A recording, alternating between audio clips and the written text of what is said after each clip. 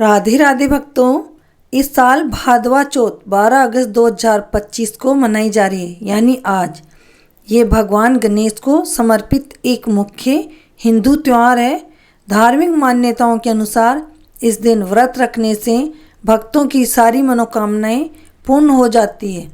कई महिलाएं संतान सुख की प्राप्ति के लिए भी यह व्रत करती है। कई जगहों पर इस दिन गाय और बछड़े की पूजा भी की जाती है। इस चौथ को भोला चौथ के नाम से भी जाना जाता है। तो आइए सुनते हैं इसकी कथा। इससे पहले हम बता दें कि इसकी पूजा कैसे की जाती है। सूरज ढलते समय 2-3 बजे पाटा धोकर उस पर थोड़े से गेहूँ रख लें। उस पर गुड़ की एक छोटी सी डली बिंदाई जी के प्रतीक के रूप में रख लें। एक चांदी की चौथ की पातरी रखें। अगर आपने उद्यापन किया है तो चौथ की पातरी आपके पास ज़रूर होनी चाहिए, क्योंकि ये उद्यापन के समय ही बनवाते हैं। तो उसको हम उसी पाटे पर गणेश जी के साथ रख देंगे। उसी पाटे पर एक पानी का लोटा भरकर रख लेंगे और फिर चौथ माता की रोली, मेहंदी, लच्छा, गुड़ आदि से पूजा करेंगे। फिर चौथ की कहानी सुनेंगे। फिर जो आंखें चौथ की कहानी में लेंगे, जैसे चौथ की कहानी सुनते वक्त 4 आंखें हाथ में लिए जाते हैं, वह कहानी सुनने के बाद उसको पल्लू के बांध लें। पल्लू के बांधने के बाद में फिर से 2 आंखें हाथ में लें और गणेश जी की कहानी सुने। गणेश जी की कहानी सुनने के बाद में वह 2 आंखें सूरज जी के अर्घ दे दें और जो 4 आंखें हमने पल्लू के बांधे हैं उनको रात्रि में चांद निकलने के बाद में चांद के अर्घ दें। चांद के अर्घ देते समय जो पल्लू की आंखें बांध रहे हैं उनको हाथ में ले लें। एक आँख हाथ में आंखें ले लें, जैसे दाएं हाथ में आंखें ले लें और बाएं हाथ से लोटा पकड़ लें और आँखों पर धीरे धीरे जल छोड़ें और जल के साथ एक एक आँखा छोड़ें और चांद के अर्घ देते समय बोले, भादवा की चौथ के अर्घ देता जियो जीव भरतार, सोना की सी सांकली मोतियां को सोहार, आम तले मारो सासरो, नीम तले मारो पीर, आता जाता रीजो मारा बाई सारा वीर, भादवा की चौथ का अर्घ देता जियो पुत्र भरतार। ऐसे कह के उन धीरे धीरे सारे आँखों को छोड़ दें और चांद को अर्घ दें। तो आइए अब सुनते हैं चौथ माता की कहानी। एक साहूकार था, उसकी बहू बर्तन मांजने के बाद पानी ढोलने जाती तो पड़ोसन पूछती, काम निपटा गया? वो कहती हाँ। पड़ोसन पूछती, क्या खाया? वो कहती बासी कुसी खाया। सास रोज़ सुनती, उससे गुस्सा भी आता। एक दिन उसने अपने बेटे को सब बात कही। बेटे ने अपनी पत्नी से कहा, आज मेहमान आएंगे, खूब अच्छे अच्छे पकवान बनाना। पकवान बन गए तब साहूकार की बहू बोली, मेहमानों को बुला लो। तो उसके पति ने कहा, अपनी सबकी थाली एक साथ लगा लो, मानो अपन ही मेहमान हैं। काम निपटाकर बर्तन मांजने के बाद पानी फेंकने गई, तब पड़ोसन ने वही बात फिर पूछी। उसने जवाब वही दिया कि बासी कुसी खाया। उसका पति छिपकर सुन रहा था। उसने पूछा, तू हमारी झूठी बदनामी क्यों करती है? अच्छा अच्छा खाना खाती है और बासी कुसी बताती है, शर्म नहीं आती तुमको? उसने कहा, बासी कुसी ही तो है, न आपने कमाया न आपके बाप ने कमाया, दादा परदादा का कमाया हुआ खा रहे हो। यह बात साहूकार के बेटे को चुभ गई। वह परदेश कमाने चला गया। जाते समय कह गया, अपने घर में आग मत बुझने देना, चूल्हे की बुझे तो दिया जलाकर रखना, दिया बुझे तो पहले ही चूल्हा जला देना। पहले पड़ोसियों में आग मांगने बहुत जाया करते थे। वह नहीं चाहता था कि बहू पड़ोसियों के बात करें, क्योंकि वो उल्टी सीधी पट्टी पढ़ा देते हैं और लड़ाई करवा देते हैं। एक दिन चूल्हा और दिया दोनों बुझ गए। सास मंदिर गई हुई थी। बहू ने सोचा, मैं पड़ोसन से आग मांग कर लाती हूँ, नहीं तो घर में आते ही सास कहेगी आग कैसे बुझ गई। वह आग मांगने गई तो पड़ोसन चौथ माता की पूजा कर रही थी। उसने कहा, मैं पूजा कर रही हूँ, तुम बैठकर कथा सुन लो। फिर आग दूंगी। कथा सुनकर साहूकार की बहू बोली, इस व्रत के करने से क्या होता है? पड़ोसन ने कहा, चौथ माता अन्न धन देती है, दीदे गोड़े आंखें और घुटने देती है और माता रक्षा करती है। परदेश से पति घर आता है, उसकी जीवन की रक्षा करती है। उसने कहा, मैं भी व्रत करना चाहती हूँ, पर व्रत कब आता है इसका पता कैसे लगेगा? मेरी सास तो किसी से बोलने ही नहीं देती है। उस पड़ोसन ने उसे 30 गेहूं के आखे दिए और कहा, इनमें से एक दाना रोज दूसरे आले में रख देना। 30 दिन में 30 आखे दूसरे आले में चले जाएंगे, तभी चौथ आ जाएगी। साहूकार की बहू इसी प्रकार व्रत करने लगी। सास उसे 4 टाइम की रोटी देती। वह एक वक्त की रोटी तो पनिहारन को दे देती, एक वक्त बर्तन मांजते वक्त उठाने में गाड़ देती, तीसरे पहर पाडे को दे देती थी, चौथे पहर की रोटी उठाकर रख देती थी। सो चांद उगने पर अर्घ देकर खाना खा लेती थी। बहुत समय हो गया।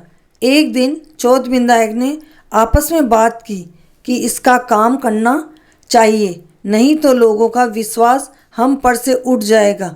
सो चौथ विधायक ने उसके पति के सपने में गए और कहने लगे, साहूकार सो रहा है या जग रहा है? साहूकार ने कहा, ना सो रहा हूँ न जग रहा हूँ, सो मन सुत उलझा हुआ है, किसी का लेना किसी का देना, सो चिंता में पड़ा हुआ हूँ। चौथ विधायक ने कहा, तेरे घर के लोग तुझे याद करते हैं, सो तू घर जा। कल चौथ विधायक के नाम का एक दिया जला देना और एक दरी बिछाकर वहाँ बैठ जाना। ले जाने वाले ले जाएंगे और देने वाले दे जाएंगे। दूसरे दिन साहूकार दिया जलाकर दरी बिछाकर बैठ गया। लेने वाले ले गए और देने वाले दे गए। सब लेना देना निमट गया। साहूकार घर रवाना हुआ। रास्ते में एक जंगल में आग लग गई और उसमें एक सांप जलने जा रहा था।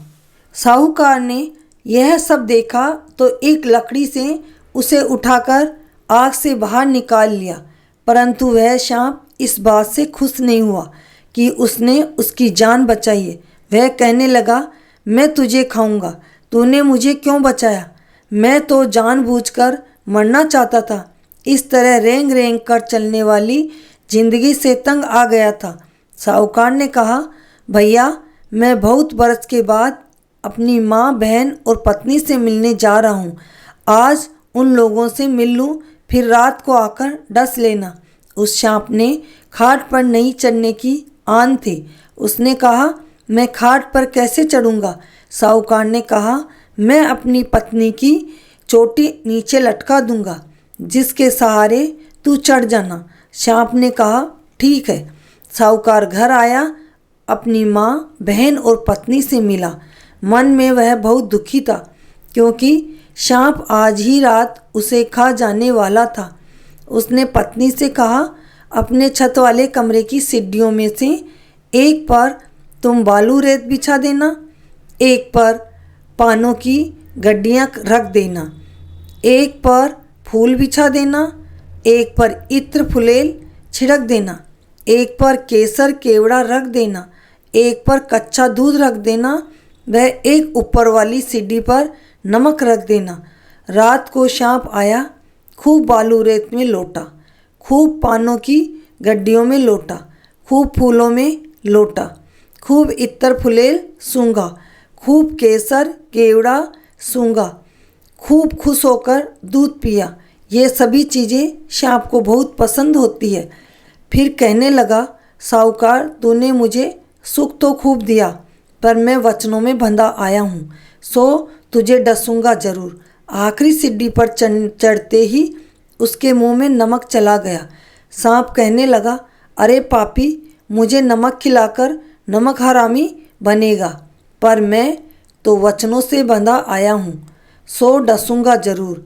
चौथ विधायक ने आपस में तय किया कि तू ढाल बन जा, मैं तलवार बन जाऊं और इस दुष्ट को आज ही काट देते हैं, नहीं तो हमें कलयुग में कौन मानेगा। चौथ विधायक तलवार और ढाल बन गए। उन्होंने ऐसा ही किया, पर सांप की जीभ उछलकर जूती में बैठ गई और उसने तय किया कि जब साहूकार जूती पहनेगा तब काट लूँगी। साहूकार की बहू कीड़ी नगरा से स्थित थी, सो कीड़ियाँ जीव को घसीटती हुई बिल में ले गई। यह सब बात साहूकार लेटा लेटा देख रहा था। उसे नींद नहीं आ रही थी। उसने अपनी पत्नी को जगाया, उठ, अब चौपड़ पासे खेलेंगे, हमारा दुश्मन मारा गया। सुबह बहन ने कहा, माँ भाई भाभी को जगा दूँ? अब तक नहीं उठे। माँ ने कहा, जगा दे। बहन जगाने जाने लगी तो सीढ़ियों में खून देखकर चिल्लाने लगी, माँ भाई भाभी को तो कोई मार गया दिखता है, सीढ़ियों में तो खून ही खून है। छत के कमरे की खिड़की खोलकर भाभी ने कहा, हम नहीं मरे, हमारा दुश्मन मरा है, सीढ़ियाँ धुलवाओ। सो हम नीचे आए। सीढ़ियाँ धुलवाई गई, फिर वे लोग नीचे आए।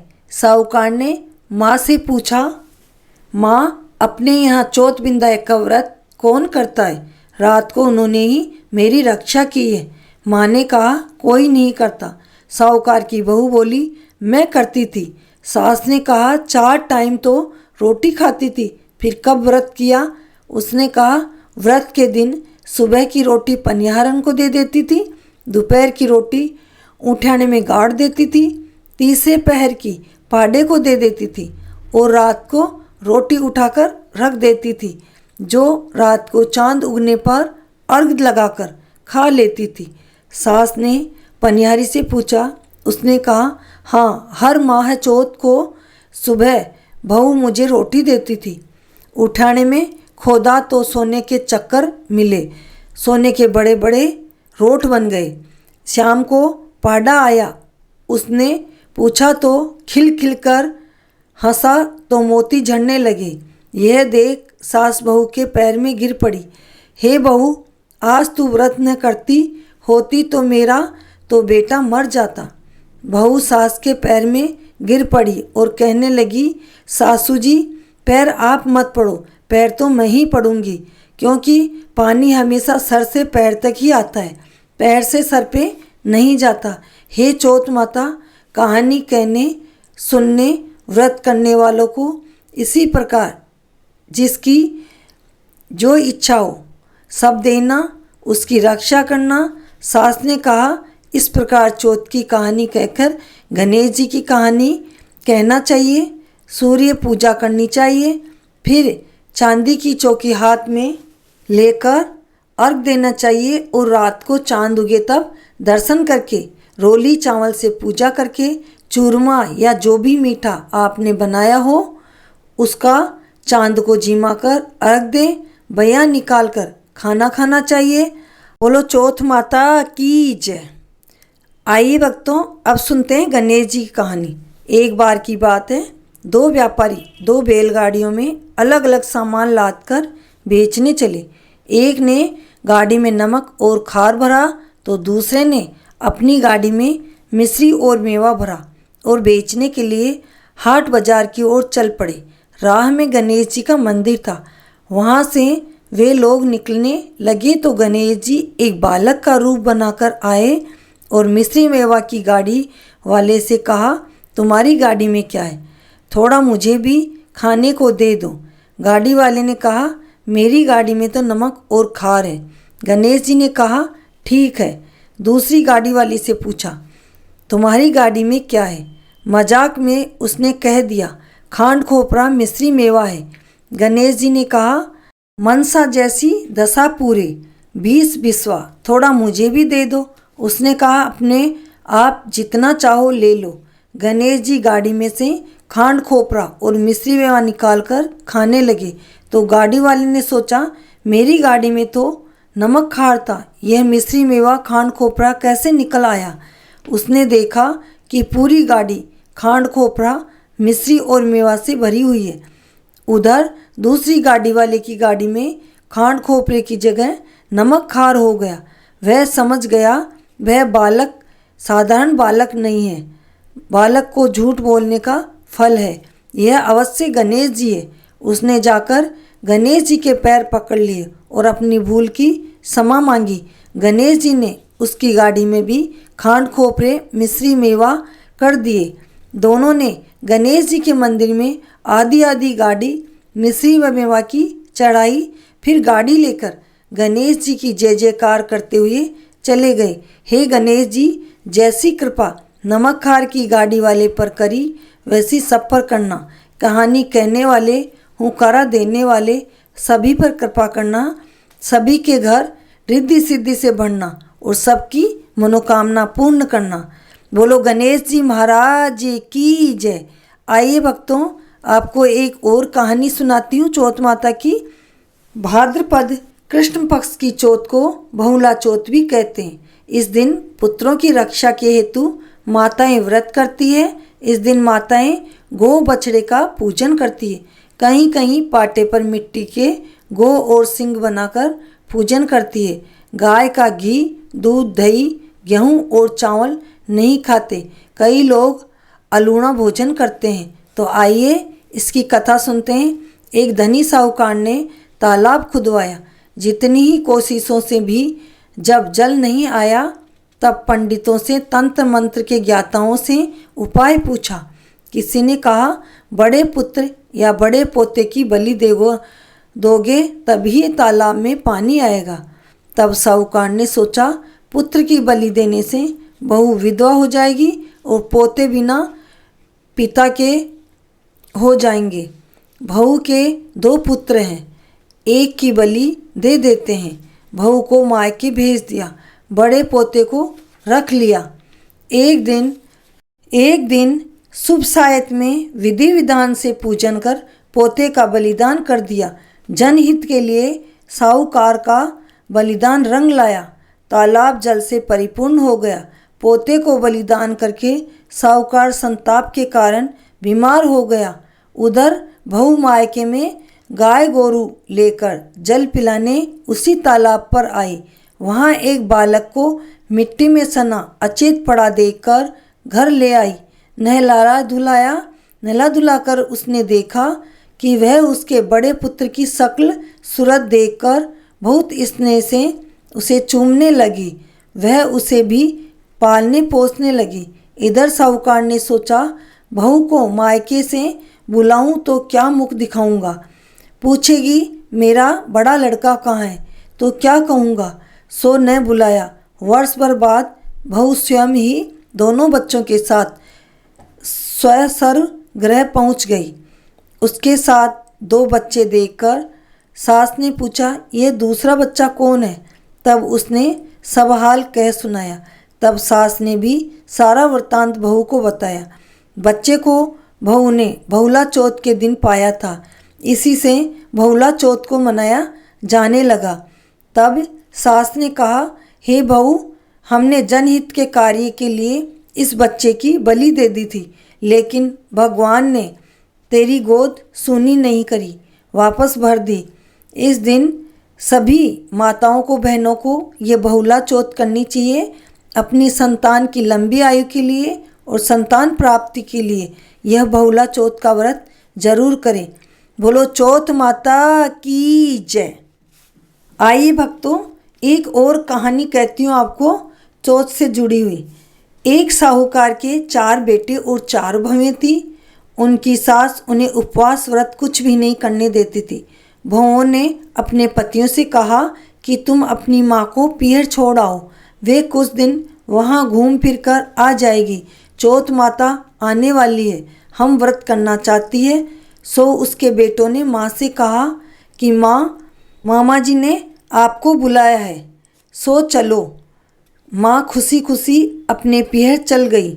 चारों बहुओं ने चौथ का व्रत किया, चूरमा बाटी की रसोई बनाई। चौथ विदाई के भोग के लिए लड्डू निकालकर पतियों को खिलाया। चांद उगने में देर थी, सो सब लोग सो गए। बहुओं भी कुछ देर के लिए चांद का इंतजार करती रही और फिर उनकी भी आंख लग गई। सबसे छोटी बहू की आंख खुली तो देखा कि चंद्रमा बहुत ऊंचा आ गया है। उसने सभी भाभियों को उठाया कि कौंडलियों उग गयो। छोटी बहू चंद्रमा को इसी नाम से जानती थी, क्योंकि उसके पियर में चंद्रमा को कोंडलियो ही कहते थे। उधर घर में सबकी आंख लगने पर एक कोंडलियो नाम का चोर घुस गया था। सो आवाज़ सुनकर घर के ही एक कोने में दुबक गया। कोंडलियो का नाम सुना तो चोर ने सोचा कि यह तो मुझे जानते हैं, अगर पकड़ा गया तो ये सब लोग मुझे बहुत मारेंगे। चोर पकड़ा तो नहीं गया, लेकिन नेक ईमानदार होने के कारण सुबह राजा के दरबार में हाजिर होकर अपने आप को चोर बताकर सजा देने की मांग की और रात्रि का सारा वृत्तांत बताया। तब राजा ने सिपाही भेजकर बुढ़िया की बेटे की बहू को कचहरी में बुलाया और पूछा कि तू चोर को कैसे जानती है, क्या तू भी इसी से मिली हुई है? तब बहू ने कहा कि महाराज, मैं तो किसी भी चोर को नहीं जानती। चोर ने कहा कि महाराज, यह झूठ बोल रही है, यह मेरा नाम जानती है और रात्रि को मेरा नाम कुंडलियो पुकार कर आवाज़ लगा रही थी। तब जाकर बहू के कुछ पल्ले पड़ा कि मामला क्या है। बहू ने राजा को बताया कि महाराज, हम चारों बहुओं ने रात्रि को चौथ माता का व्रत किया था। चांद देर से उगने के कारण हमारी आंख लग गई थी। देर रात्रि को मुझे चेत हुआ और देखा कि चंद्रमा बहुत ऊंचा आ गया है। सो मैंने जिठानियों को उठाने के लिए कुंडलियों पुकार कर उठाया था, क्योंकि मेरे पियर में चांद को इसी नाम से पुकारते हैं। महाराज, हमें तो यह भी पता नहीं था कि हमारे घर में चोर घुस गया है। हकीकत जानकर राजा ने चोर पकड़वाने के लिए बहू को बहुत सारा धन दिया और उधर चौथ माता ने उसके घर में अन्न धन के भंडार भर दिए। बेटा अपनी माँ को पियर से लेकर आया तो बेटा बोला, माँ तुम बाहर आराम करो, रसोई बहुओं को संभालने दो। अपने तो राजा सहित चौथ माता टूटी है जो धन के भंडार भर गई। इस प्रकार हे चौथ माता, हमारे भी घर की चोर उच्चकों से रक्षा करना और अन्न धन सहित भंडार भरना और सभी मनोकामनाओं को पूरी करना। बोलो चौथ माता की जय। भक्तों, आपको ये कहानियाँ कैसी लगी कमेंट में ज़रूर लिखें और चैनल को सब्सक्राइब नहीं किया है तो सब्सक्राइब कर दें, ताकि जो कहानियाँ और कथाएं हम आपके लिए लेकर आते हैं वो आप तक पहुंच सके और आप उनका लाभ उठा सकें। इसलिए चैनल को लाइक करें, सब्सक्राइब करें। राधे राधे, जय श्री कृष्णा। बोलो चौथ माता की जय।